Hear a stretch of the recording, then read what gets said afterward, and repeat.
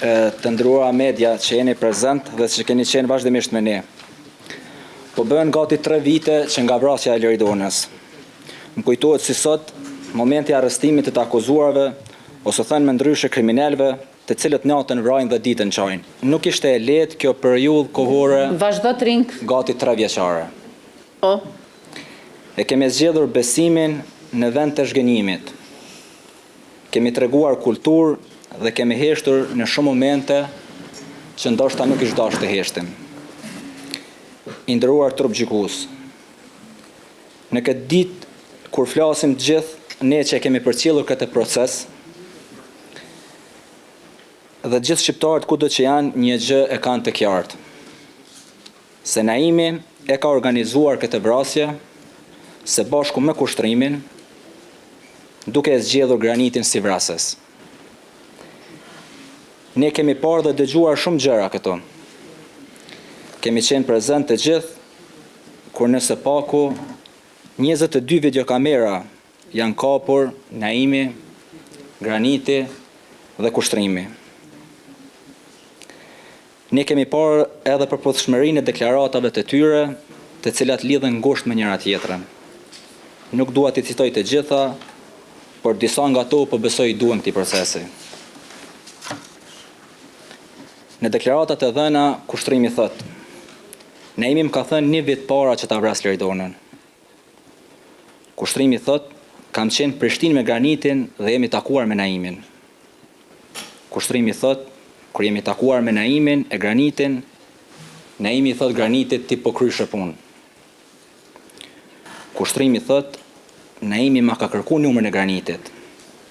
Sido që tjetë, një gjë është e qartë. Këtë numër të Granitit, Naimi e ka marrë nga kushtrimi. Kushtrimi thot, natën kritike, Naimi më ka thonë pasi kemi arrit në Sfis, shqyr e kreva këtë punë. Kushtrimi thot, pasi Naimi e ka pa policin, duke arë në ditën e vorrimit, më ka pyet për revole, allti.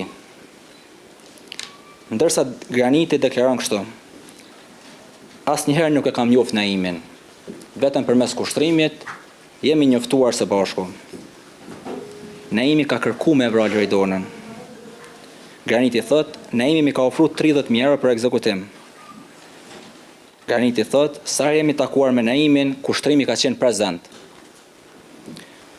Graniti thot, kushtrimin e kam shok ngusht. Naimi thot, ka kërku që Loridona mu vra gjithsesi. Graniti thot, Naimi ka qenë në vetur në momentin e vrasjes dhe më ka thënë gjuj. Graniti thot, Naimi më ka jep instruksione se si duhet të shkoj plani i vrasjes. Dhe thot, se nëse e kapin policia, unë të nxjerr nga burgu sepse kam njofsi. Ndërsa Naimi deklaron kështu: kam qenë keq mentalisht kur Loridona ka kuptuar tradhtin që unë ja kam bërë. Naimi thot, Granitin nuk e njoh, kushtrimi më ka njoftuar me to. Naimi thot, me kushtrimin kam qenë gjatë gjithë kohës, sepse mi ka ditë hallat e mia. I thot dëshmitarit Valon Luka, pas vrasjes, prokurorja më ka bo pyetje se kur me pa vrarë Loridonën. Në ekzaminimin e telefonit Granitit, shihen mesazhet dhe thirrën me Naimin. Ajo që bie në sy është mesazhi: shoki, a kryet nesër, a të kallëzoj kuqa. Pra, kuqa është kushtrimi. Shkurtesa e kushtrimit është emri kuq. Gjithë e thirrin kështu. I nderuar trup gjykues. Ne si popull kemi kaluar sakrificat mëdha, si para luftës, ashtu edhe pas luftës. Por ne ka vazhduar një tragjedi dhe ajo është lufta me gruan. Që nga viti 2010 e deri në vitin 2026 janë vrarë 59 gra. Pra për 16 vite janë vrarë 59 gra.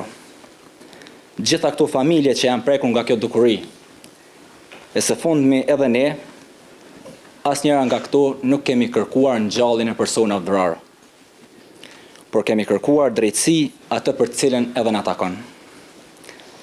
Andaj, nga këto, duhet të japim mesazhe të qarta për gjithë ata kriminal që guxojnë të ngrisin duart mbi nenat dhe motrat tona. Të njohësh një krem në ditën e sotme është e lehtë, duke marrë parasysh teknologjinë dhe avancimin në këtë drejtim. Duke e ditur se një kriminal kërkon nga një daj dhe nip dhe mbi gjitha kriminal, sepse po të mos ishte ashtu, nuk mund t'i thuash ta vras gruan. Falë.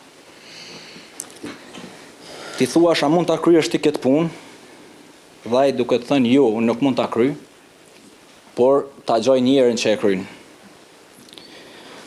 Kuptohet se kush e gjeti vrasësin dhe kush organizoi krimin. Pra këto është mes e qartë se Naimi ka kërkuar me vrarë Liridonën përmes kushtrimit. Ky i fundit nuk pranoi ta rrezikojë veten direkt dhe e gjeti Granitin si vrasës. Pra skema fillon kështu. Pa Naimin nuk ka kushtrim, pa kushtrimin nuk ka Granit dhe pa Granitin nuk do të kishte vrasje. I nderuar trup gjykues. Përveç neve që jemi këtu, duhet ta dim të gjithë se këtë proces në të ardhmen do ta shohin edhe fëmijët e Liridonës. Ata do të rriten me mallin për nënën e tyre. E njëjtën kohë do të kërkojnë drejtësi për të.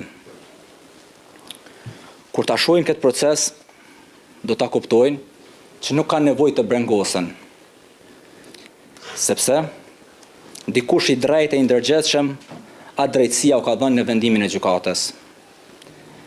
Ne këtu duhet t'i japim mesazhe të qarta edhe atyre, se drejtësia për nënën e tyre ka shkuar në vend. Ata do të rriten dhe do të falenderojnë secilin, duke filluar nga policia, prokuroria, gjykata, që vrasin makabër të nënës së tyre e zbuluan dhe kriminalet morën dënimin e merituar. Është e dhimbshme se si ata përjetuan vrasjen e nënës së tyre. Pas më shumë se 8 muajve pas vrasjes së Liridonës, ishte takimi i parë që e kisha unë me ta, sepse nuk kishim qasin në shtetin suedez. Ne nuk e dishim se si e kanë përjetuar ata këtë vepër të babait tyre.